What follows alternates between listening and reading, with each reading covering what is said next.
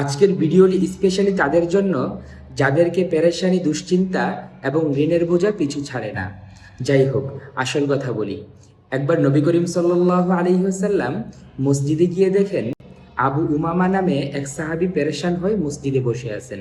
তখন রাসূলুল্লাহ সাল্লাল্লাহু আলাইহি ওয়াসাল্লাম ওই সাহাবীকে জিজ্ঞেস করলেন, হে আবু উমামা, তুমি এই সময় মসজিদে এসে বসে আছো কেন?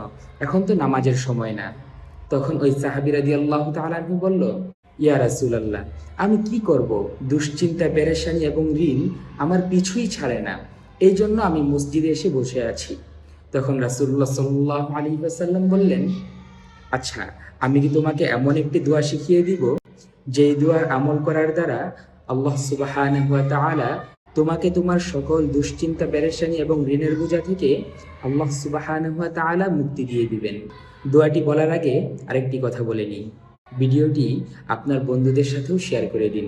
এতে করে যারা ঋণগ্রস্ত আছে তারাও এই দোয়ার আমল করার দ্বারা উপকৃত হবে ইনশাআল্লাহ।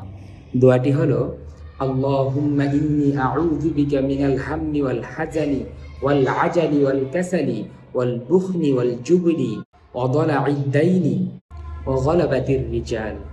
দোয়াটি আমি প্রথম কমেন্টে বাংলা উচ্চারণ এবং অর্থ সহ লিখে দিবেন। এখান থেকে দেখে শিখে নিতে পারবেন।